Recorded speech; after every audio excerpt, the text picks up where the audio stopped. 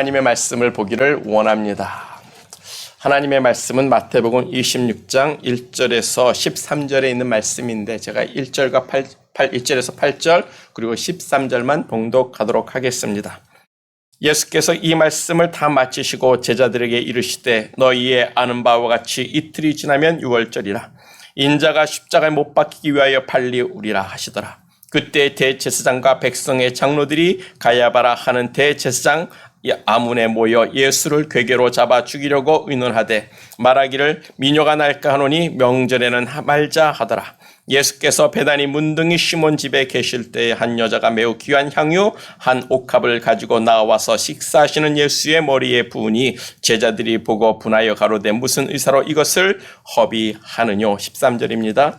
내가 진실로 너에게 이르노니 온 천하에 어디서든지 이 복음이 전파되는 곳에서 이 여자의 행한 일도 말하여 저를 기념하리라 하시니라. 아멘. 여기까지 봉독했습니다.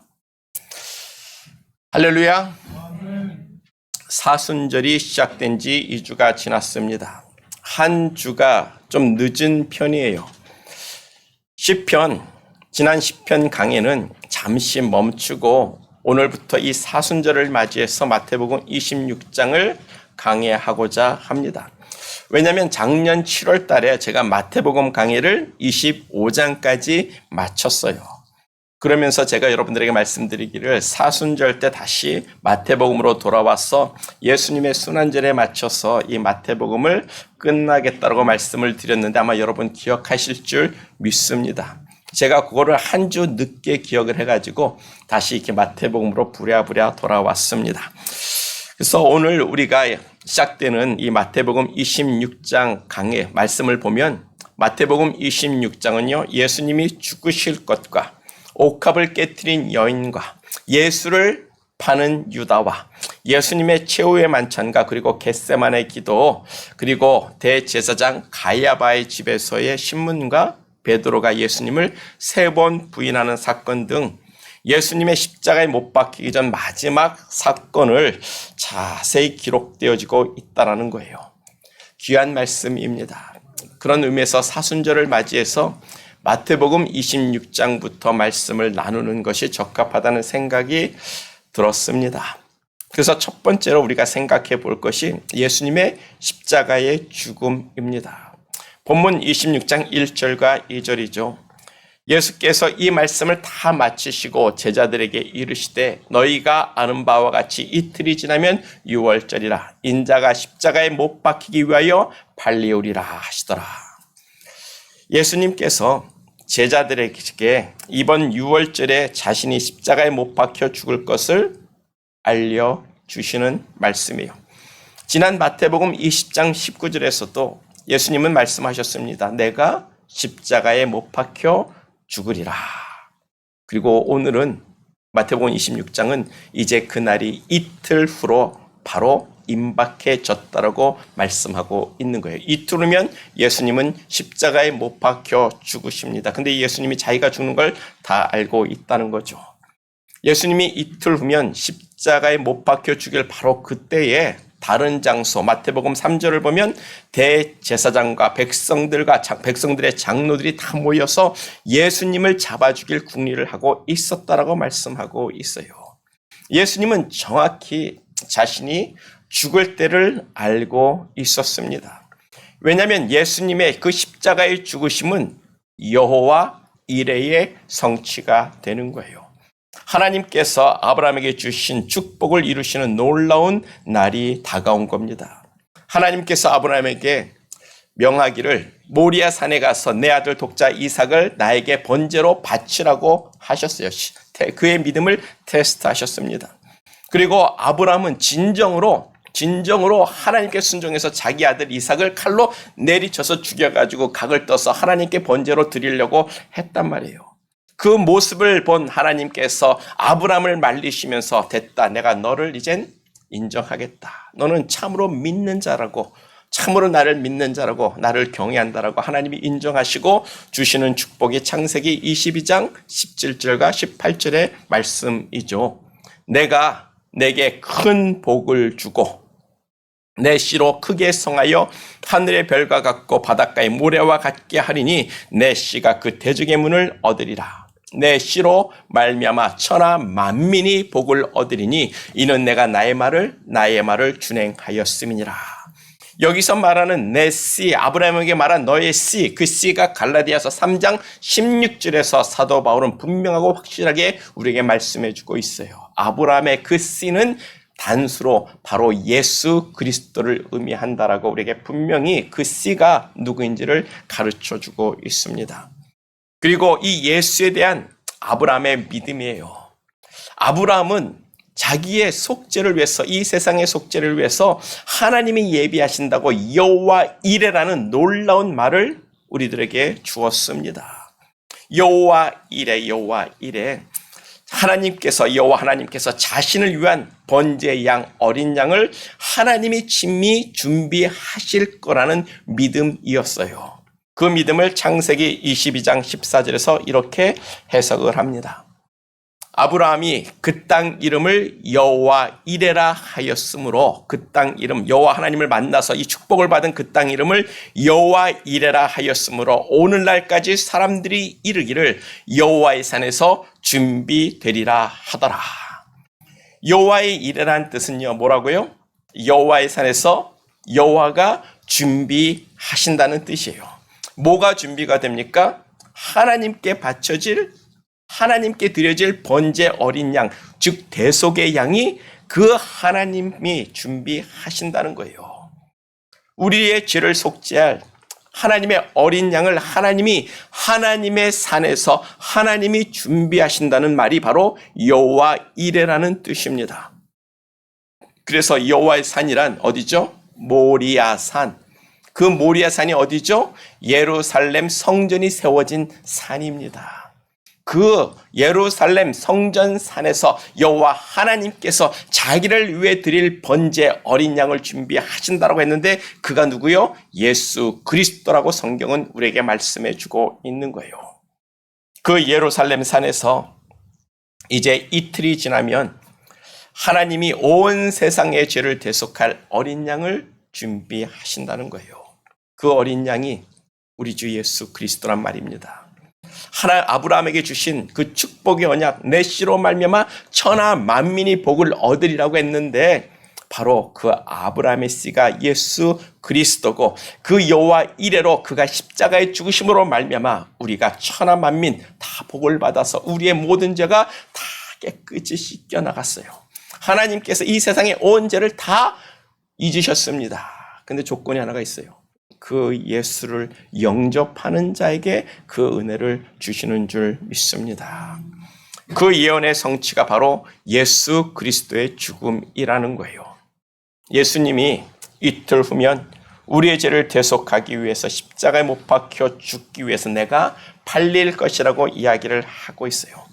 그 예수님의 죽음을 예비하고 준비하는 것이 마태복음 26장의 말씀인데, 첫 번째로 우리가 생각해 볼 것이 본문 2절이에요. 다시 본문 2절을 보면 인자가 십자가에 못 박히기 위하여 팔리운다라는 거예요. 팔리운다. 팔린다는 이 말의 시제를 보면요, 현재 수동태라고 이야기합니다. 수동태라는 말은 누군가에 의해서 팔린다는 것을 이야기하고 있는 거예요. 물건을 누군가에 의해서 이렇게 내가 파는 게 아니라 다른 사람에 의해 팔리는데 예수님이 누군가에 의해서 팔릴 것을 이야기하고 있는 거예요. 누가 누구를 누구에게 파는 겁니까? 우리가 아는 것은 가룟 유다가 은 30냥의 예수를 제사장에게 파는 거예요. 맞습니다.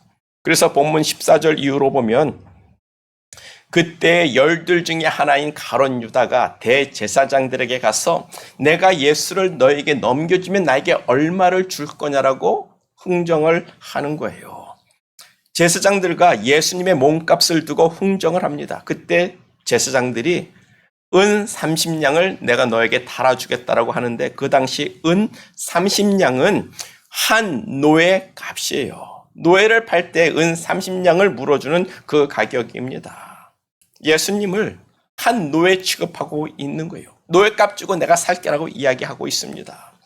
그런데 이 말씀은요, 이미 스가랴서 11장 12절에서 예언된 말씀입니다. 지난 가을 기도 축제 시간에 우리가 스가랴서를 가지고 말씀을 나눴습니다. 그때 이 본문의 말씀을 가지고 설교를 했던 걸 아마 기억하실 줄 믿습니다. 그런 의미에서 가룟 유다가 예수를 판 것이 아니죠. 하나님이 그렇게 되게 하신 겁니다. 하나님이 그렇게 팔리게 하신 거예요. 이미 하나님이 예언하셨고 그렇게 될 것이라고 다 예언을 해 주신 겁니다. 가룟 유다가 예수를 팔았지만 예수님, 하나님이신 예수님이 스스로 죽기 위해 팔려 주시는 게 되는 거예요. 그래서 이 수동태 문법을, 성경에 있는 이 문법을 신학자들은 신적 수동태라고 이야기를 하는 거예요. 하나님께서 자신을 팔게 내버려 두셨다라는 겁니다. 하나님이 팔 수 있게 허락해 주셨기 때문에 예수가 팔리는 거예요. 감히 하나님의 허락하심이 없이 참새 한마디도 떨어지지 않는다고 했는데 예수 그리스도가 가룟 유다에게 한 노예값으로 팔릴 수 있다고 여러분 생각하십니까? 유다가 쥐가 뭔데 감히 하나님의 아들을 은 30냥에 팔 수 있겠습니까? 하나님이 스스로 팔려주니까 은 30냥에 팔리는 거예요. 누구를 위해서요? 바로 저와 우리들, 여러분들, 나 같은 죄인들을 위해서 예수님이 십자가 못 박혀 죽기 위해 팔려주시는 겁니다. 우리의 죄를 대속하기 위해서 말이에요. 예수님은 자기가 죽는 것을 다 알고 있었어요. 어떻게 죽을 줄도 알았고 언제 죽을 줄도 알고 있었습니다. 그것이 말하는 바가 예수님은 누구에게 팔려서 죽는 게 아니라 자기가 스스로 죽어주고 있는 겁니다. 우리의 죄를 대속하고 우리를 죄와 사망에서 구원하시기 위해서 말이에요. 그 예수님의 죽음, 그 십자가의 죽음의 의미를 우리가 분명히 알 수 있기를 축복합니다.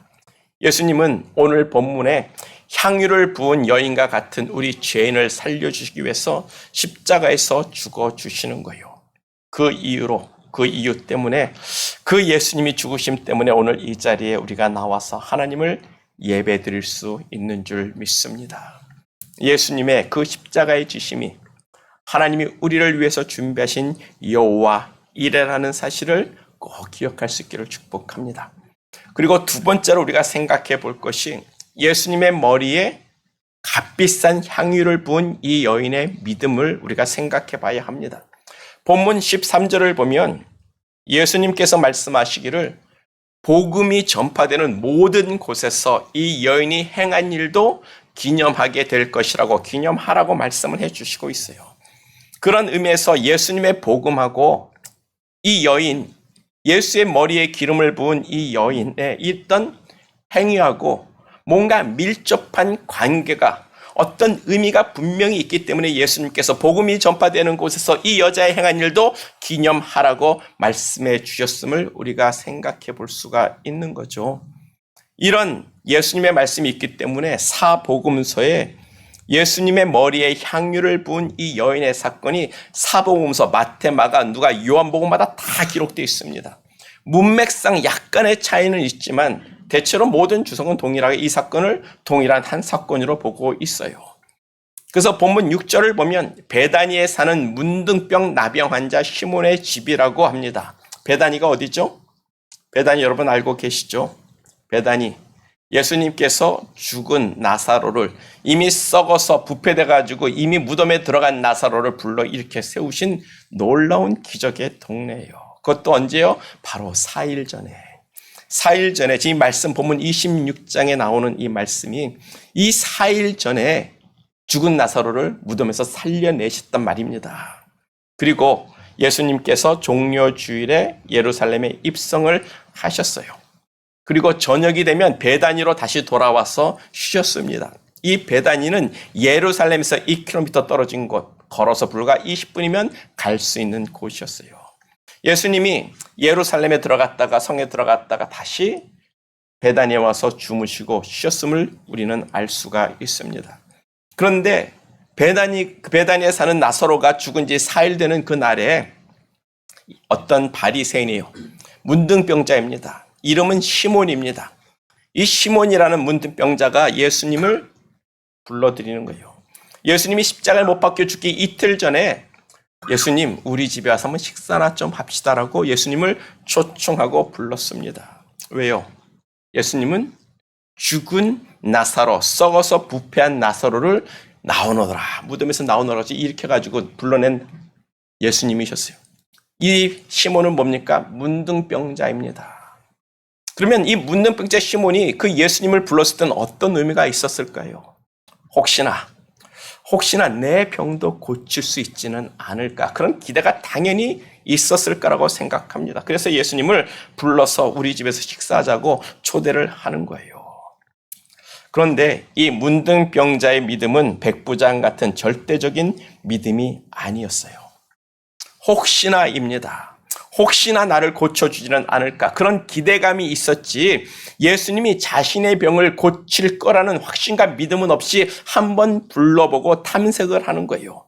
그래서 예수님을 자기 집으로 초청했는데도 불구하고 믿음이 없었기 때문에 이 문둥병자 시몬은 병 나음 고침을 받지 못했습니다. 왜냐하면 이 문둥병자 시몬은요, 예수님을 선지자로도 믿지 못했습니다. 그저 혹시나 정말 이 예수라는 사람이 그런 정말 이사야 선지자 같은 그런 선지자일까, 혹시 나를 고쳐주진 않을까, 그런 탐색전을 펼치다가 그런 구원의 기회를 잃어버린 불쌍한 사람입니다. 어쩌면 속으로 이 시몬은 여러 가지를 생각했을 거예요. 내가 이 예수를 믿어야 할까 말까, 밥 먹고 난 후에 예수님께 내 병을 고쳐달라고 할까 말까, 여러 탐색만 하다가 그 좋은 기회, 예수님을 눈앞에 두고도 구원받을 기회, 자기가 병 고칠 기회를 잃어버렸습니다. 왜요? 갑자기 한 여인이 예수님이 밥 먹는 자리에 들어온 겁니다. 들어와가지고 다 밥을 먹고 있는데 예수님 머리 위에다 기름을 붓고, 그 머리 밑에 흐르는 그 발에도 기름을 붓고, 자기 머리털로 예수님의 발을 닦고 눈물로 예수님을 닦는 거예요. 이 문둥병자 시몬은 갑작스러운 이 사건으로 해서 막 고민하고 생각하고 있었겠지만 결국 아무것도 하지를 못했어요. 여러분, 그런 의미에서 구원의 기회가 항상 오는 것은 아니라고 생각합니다. 어쩌면 지금이 우리에게 주어진 지금의 시간이 다 구원받기에 좋은 시간일 수 있다는 거예요. 이 좋은 시간을, 구원의 기회를 잡고 예수님을 영접할 수 있는 저와 우리 모두가 되기를 축복합니다. 바리새인 문둥병자 시몬처럼 혹시나 나중에 그런 생각하지 마세요. 내가 예수 그리스도를 내 구주로 영접하겠다라는 결단과 믿음이 있는 사람들에게 하나님은 역사하시는 줄 믿습니다. 혹시나 행여나 나중에 하는 사람들은 죽은 나사로를 살리신 예수님을 눈앞에 두고도 병 고침을 받지 못한 바리새인 시몬과 같이 될 수가 있다라는 거예요. 믿음입니다. 믿음을 가지고 예수를 찾고 예수를 만나는 사람들이 하나님께서 가장 기뻐하시고 선하게 여기시는 사람들이에요. 보세요. 오늘 본문에서 문둥병자 시몬과 비교되는 이 여인이 나오는데 집 주인은 바리새인 문둥병자 시몬입니다. 그런데 이 여인은 누구예요? 이 여인은 요한복음에서는 마리아라고 합니다. 죽었다가 부활한 나사로의 여동생이 되는 거예요. 또 김경애 목사님 책에서는 이 여인이 요한복음 8장에 나오는 간음한 여인이라고 해석을 합니다. 돌에 맞아 죽을 뻔한 여인, 간음을 했기 때문에 사람들에게 돌에 맞아 죽을 뻔했는데 예수님께서 뭐라 그래요? 죄 없는 자가 돌로 치라. 그래서 이 여인이 용서함을 받았고 죽을 일에서 살아났습니다. 근데 이 요한복음 8장 1절 이 간음한 여인이 나오는 이 성경을 감람산으로 배경을 하고 있단 말이에요. 그 감람산이 어디요? 베다니입니다. 베다니. 그런 의미에서 오늘 본문에 나오는 이 여인은 간음한 여인, 돌에 맞아 죽을 뻔하다가 예수님이 죄 없는 자가 먼저 돌로 치라고 이 여인을 위해서 변론하시고 구원해 주신 여인이라는 거예요. 이 여인은 간음한 여인, 간음한 죄인입니다. 그러나 예수님께 용서받은 죄인이고 또 죽은 오라비까지도 살려주신 큰 은혜를 받은 여인이란 말이에요. 그렇다면 예수님께서 다시 베다니로 돌아왔을 때 자기가 가지고 있던 어떤 가장 귀한 것을 예수님께 당연히 드리고 싶었을 겁니다. 그렇지 않습니까? 내가 죽을 병에서 살려주셨고 정말 내가 돌에 맞아 죽을 상황에서 나를 살려주셨고 나에게 그런 은혜를 주셨고 죽은 내 오라비를 살려주신 예수님이라고 생각한다면 어떻게 하겠습니까? 여러분 같으면 여러분 같으면 여러분도 뭔가 그분에게 가서 뭔가 감사를 표하고 뭔가 회개하고 그 은혜에 대한 어떤 눈물의 감격이 있을 것 아니에요. 지금 이 여인은 그런 마음을 가지고 예수님을 찾아온 거예요. 예수님께 뭔가 감사하다고 그 은혜에 보답하고 싶고 자기의 감정을 표현하고 싶었던 거예요. 그래서 이 여인의 믿음이 문둥병자의 믿음하고 비교가 되는 겁니다. 문둥병자 시몬은 그런 믿음이 전혀 없었지만 이 여인에게는 그 감정에 복받치는 감사와 기쁨과 또한 회개하는 마음과 그 예수 그리스도를 향한 그 큰 감정이 막 솟아나고 있었던 거예요. 그런데 누가복음 7장 39절입니다. 누가복음 7장 39절을 보면 예수를 정한 이 바리새인 시몬이 이것을 보고 이 여인을 보고 이르되 이 사람이 만일 선지자였다면, 지금 처음으로 이 사람이 예수가 선지자였다면 자기를 만지는 이 여자가 누구이며 어떠한 자 곧 죄인인 줄을 알았으리라 하거늘. 이 말의 의미가 뭡니까? 아이고, 저 예수 하는 걸 보니까 저 여자가 기름 붓는데 좋다고 가만히 있는 거 보니까 저 예수 쥐뿔도 아니네. 지가 진짜 선지자였다면 저 가늠한 여자가 자기 몸에 손을 대는 거 기뻐했을까? 더러운 여인이 자기를 만지고 거기에 기름 붓는데 그걸 가만히 앉아서 받고 있을까? 그래서 문둥병자 시몬은요, 예수님을 선지자로도 취급하지 않았던 거예요. 믿음이라고는 발톱의 때만큼도 없었던 말입니다. 그래서 병고침도 받지 못한 참 불행한 죄인으로 남는 거예요. 예수를 눈앞에서 같이 밥상머리에 앉아 있으면서도 그 예수를 영접하지 못한 참 불쌍한 사람입니다. 그런데 이 여인은요, 예수님이 이 여인을 두고 뭐라고 말씀하십니까? 내 복음이 전해지는 곳에서 이 여인이 행한 일도 기념하라는 거예요. 그러면 이 여인이 행한 그 일과 복음의 어떤 상관관계, 어떤 깊은 의미가 있다는 것을 우리가 당연히 생각해 봐야 되는 겁니다. 우리가 그것을 살펴보자라는 거예요. 그래서 첫 번째로 생각하게 되는 것은 이 여인은 복음을 영접한 자의 믿음, 본이 되는 믿음을 우리에게 보여주고 있는 거예요. 이 여인은 예수님에 대한 감사, 사랑, 믿음, 소망, 회개, 예수가 정말 나에게 구원자라는 그 믿음을 가지고 와서 예수님의 머리에 향유를 붓고 내가 당신에게 줄 수 있는 나의 모든 것을 드립니다라고 고백하고 있는 거예요. 이 행위가 주는 것이 의미가 뭐라고 생각하십니까? 바리새인 문둥병자 시몬과 이 여인 중에 누가 진짜 예수를 그 마음에 초청하고 영접하고 있다고 여러분 생각이 되십니까? 집에 초청한 바리새인 문둥병자입니까? 아니면 이 여인입니까? 이 여인이야말로 예수님을 참으로 그 마음의 주인으로 구주로 영접하고 있는 거예요. 그래서 복음을 접한 사람은 이 여인과 같은 믿음을 가져야 된다고 그 본을 보여주시기 위해서 복음이 전해지는 곳에 가면 그곳에서 항상 이 여인의 행한 것들이 너희가 기념해야 하리라. 예수를 영접하는 본을 보여주시는 거예요. 이 여인과 같이 자기의 회개하는 마음, 그 구원의 은혜에 감사하는 마음, 정말 예수님이 전부인 것 같은 그 마음을 가지고 예수를 영접하는 그 믿음이 참 믿음, 예수를 영접한 믿음이라고 말씀해주고 있는 줄 믿습니다. 그래서 예수님의 대답이 누가복음 7장 44절이죠. 여자를 돌아보시며 문둥병자 시몬에게 이르시되 이 여자를 보느냐? 내가 너희 집에 들어올 때 너는 내게 발씻을 묻어주지 아니하였으되. 중동 지역에서는 모래가 많기 때문에 손님이 집에 들어오면 발을 먼저 씻겨주는 물을 줍니다. 그런데 이 여자는 눈물로 내 발을 적시고 그 머리털로 씻었으며 너는 내게 입 맞추지 아니하였을 때, 중동 지역에서 사람을 만고 영접하고 환영할 때는 서로 이렇게 키스해 주잖아요. 너는 나에게 그런 키스도 해주지 않았어.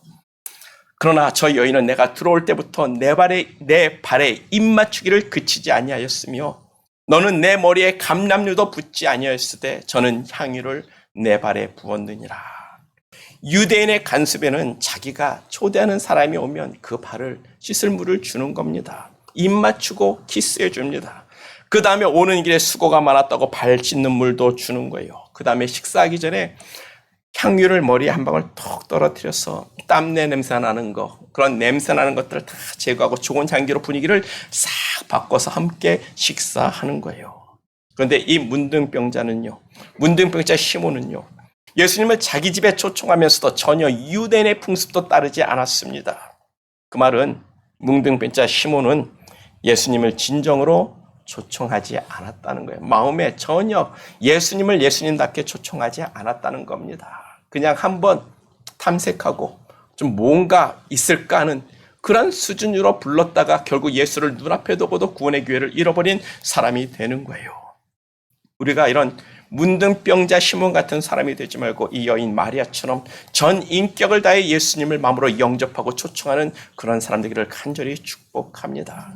그것이 곧 복음을 영접한 사람들의 모습이라고 이 여인의 믿음의 본을 복음이 전해지는 곳에서 너희는 기념하라고 우리에게 말씀하는 줄 믿습니다.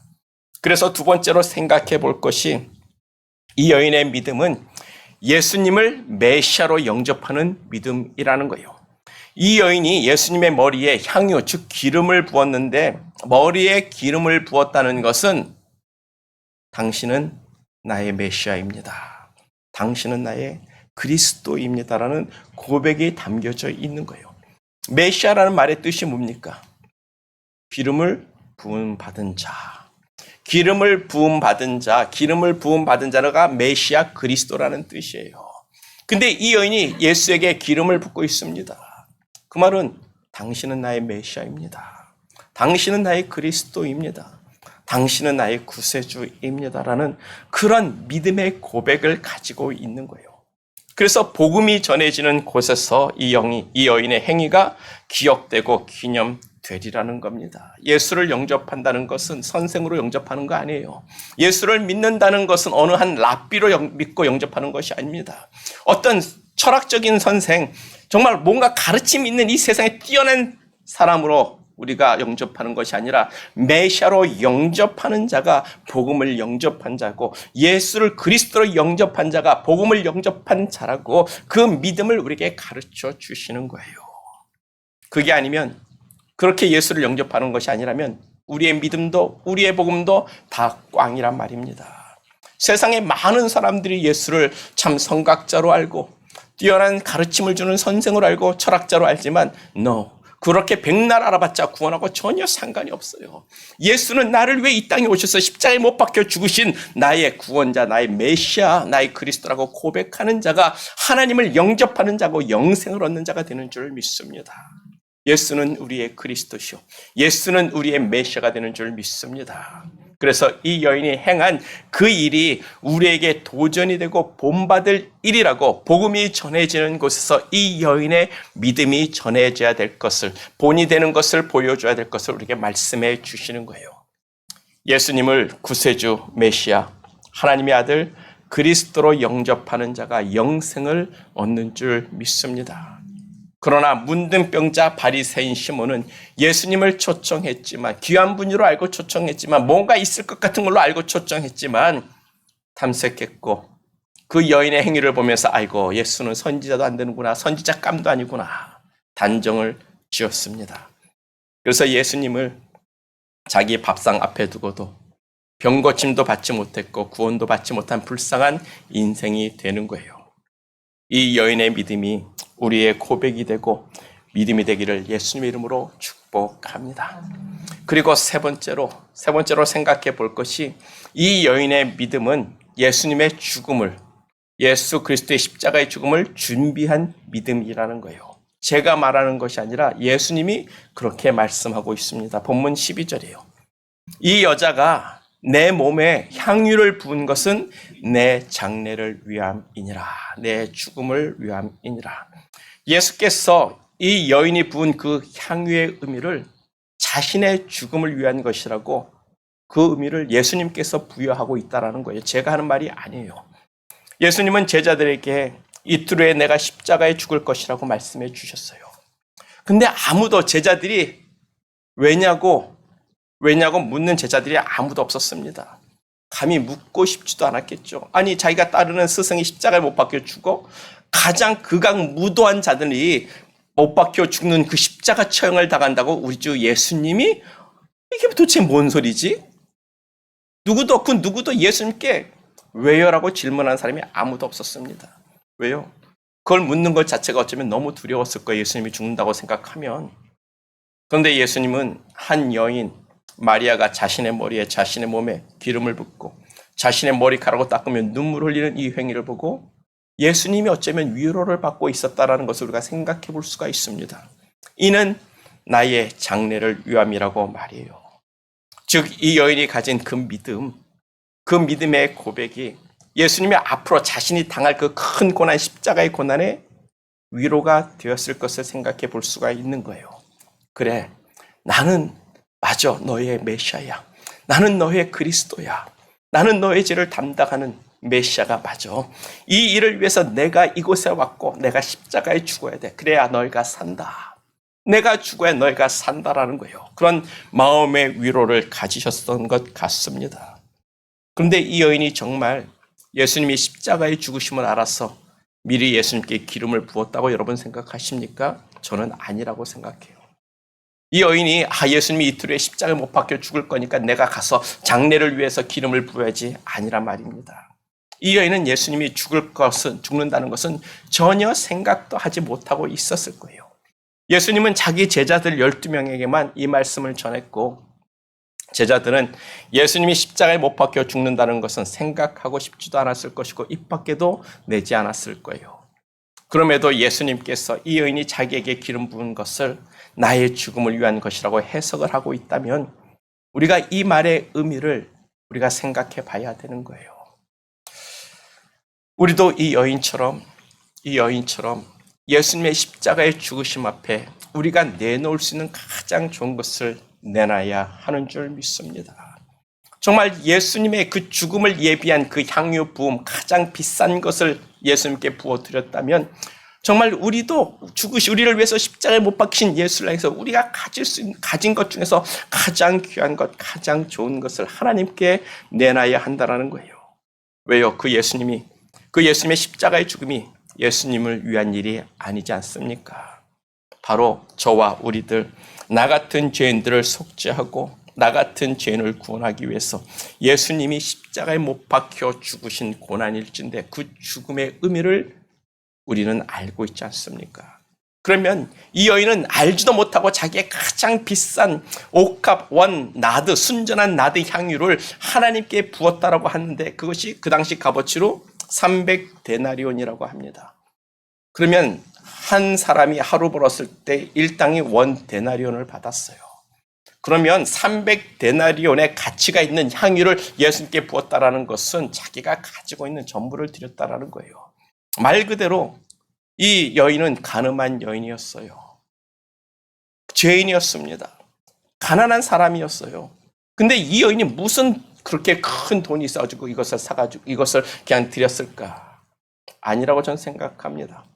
자기가 구할 수 있는 어떤 최고의 방법을 통해서 남에게 빌렸든지 어떻게 해서든지 예수님께 내가 뭔가를 해드리고 싶은 그 감정으로 다 드린 것 아니겠어요?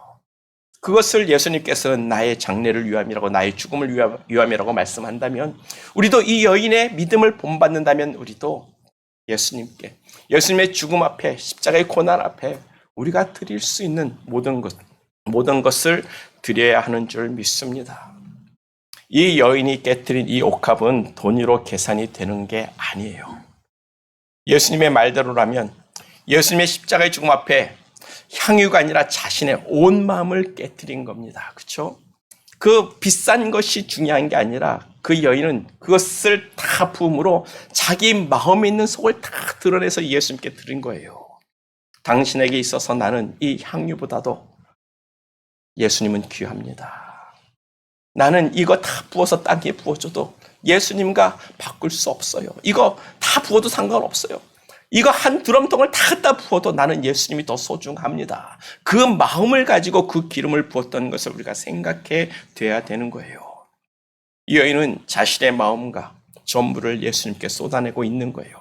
말 그대로 예수님의 죽으심을 위해서 그렇게 준비했다면 우리도 그 예수의 십자가의 죽음의 의미를 아는 사람들이라면, 나를 위해서 십자가 지신 그 예수님을 진정으로 아는 사람이라면 우리도 그 여인과 같이 우리의 마음을 깨뜨리고 온 마음을 다 예수님께 쏟아내야 되는 거예요. 예수님 사랑합니다. 예수님은 절대로 어떤 것과도 그 무엇과도 나는 바꿀 수가 없습니다. 세상의 값진 향유 옥합이라고 다이아몬드, 금은, 보석이라 해도 나는 예수님과 바꾸지 않겠습니다. 그런 이 여인의 믿음을 우리가 볼 수 있기를 축복합니다. 그래서 복음이 전하는 곳에서 복음을 접하는 모든 사람들이라면 예수님이 이 복음과 함께 이 여인의 믿음을 기억하라고, 이 여인의 믿음을 기념하라고, 이 여인의 믿음을 본받으라고 말씀해 주시는 거예요.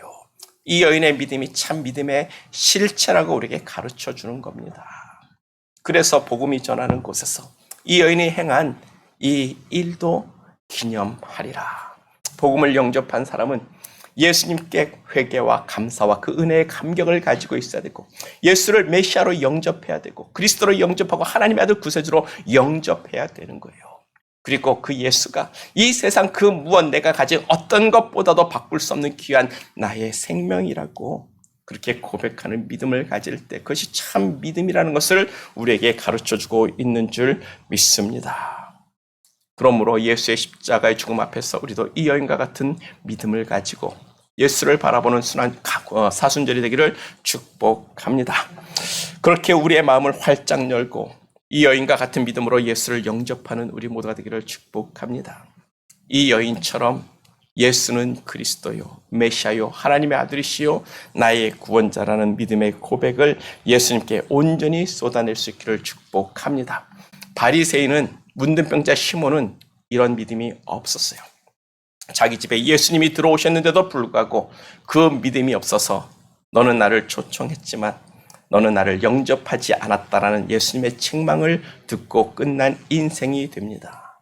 여러분들은 어떤 사람이 되기를 원하십니까? 본문 10절입니다. 본문 10절. 10절을 보면 예수님께서 아시고, 즉 예수님의 제자들이 이 여인이 향유 비싼 기름을 붓는 것을 보고 왜 돈을 허비하냐고 책망하는 것을 예수님이 다 아시고 제자들에게 이르시되 어찌하여 이 여인을 괴롭게 하느냐, 저가 내게 좋은 일을 하였느니라. 좋은 일, 영어로는 good work이라고 합니다. 선한 일이죠. 제자들이 말하는 것처럼 우리가 가진 것을 팔아서 가난한 자를 돕는 일, 그것도 참 좋은 일입니다. 그렇죠? 그러나 좋은 일에도 급이 있어요. 최상급이 있습니다. 하나님께 좋은 일을 행하는 것, 예수님께 좋은 일을 행하는 것은 가난한 자를 돕는 것과는 비교가 되지가 않는 거예요. 그 이 여인이 행한 좋은 일이 뭡니까? 예수를 메시아로, 그리스도로, 하나님의 아들로, 구세주로 영접하는 거 아니에요. 그것만큼 더 좋은 일이 없는 겁니다. 이 여인은 말로 하는 것이 아니라 눈물과 옥합을 깬 자기의 온 마음을 다 드러내서 예수님을 그렇게 영접하고 있는 거예요. 그게 예수님이 나에게 좋은 일을 행했다라고 이야기를 하는 겁니다. 그래서 예수님을 영접하는 자, 그 이름을 믿는 자들은 심판을 받지 아니하는 것이요 구원을 받게 하려 함이라고, 예수님의 이름을 믿고 예수를 구주로 영접하는 것만큼 이 세상에서 내게 더 좋은 일은 없다라고 말하지 말라라는 거예요. 이 여인을 책망하지 말라고 말씀하는 줄 믿습니다. 그 일이 하나님께 너무나도 좋은 일이라. 그 고백에 있는 사람들은 하나님께서 네 죄는 내가 안 볼게, 너는 이제 의로운 자라고, 의롭다고 칭해 버리시는 거예요. 예수를 메시아로 구세주로 영접하는 자에게 네 죄는 난 보지도 않을게라고, 너는 의롭다라고 말씀해 주시는 거예요. 그게 우리가 이 땅에서 행할 가장 큰 선한 일인 줄 믿습니다. 그 일을 가지고 삽시다. 그 일을 행하는 사람 되기를 축복합니다. 그런 의미에서 오늘 우리 모두 예수님께 좋은 일 한번 합시다. 선한 일 합시다. 다 같이 한 목소리로 따라하겠습니다. 마태복음 16장 16절이에요. 주는 그리스도시요 살아계신 하나님의 아들이시니다. 우리 한 번 더 고백합니다. 주는 그리스도시요 살아계신 하나님의 아들이시니다. 아멘. 바리새인 문둥병자 시몬이 되지 말고 예수님께 기름을 부은 이 여인의 믿음을 본받는 사람 되기를 간절히 축복합니다. 그래서 이번 한 주간 마태복음 16장 16절의 말씀을 읊조리면서 살겠어요. 이 베드로의 고백을 가지고 우리도 온 한 주간 온 마음 다해 주는 그리스도시요 살아계신 하나님의 아들이시니다. 그 고백을 하고 기도하면서 읊조리면서 살아갈 수 있는 저와 우리 모두가 되기를 간절히 축복합니다. 우리 다 같이 기도하겠습니다. 기도할 때 예수를 알게 하옵소서. 우리를 위해 죽으신 예수 앞에 우리의 마음을 진정으로 쏟아내게 하소서. 예수는 나의 구세주라고 고백하며 우리가 잠시 기도하겠습니다.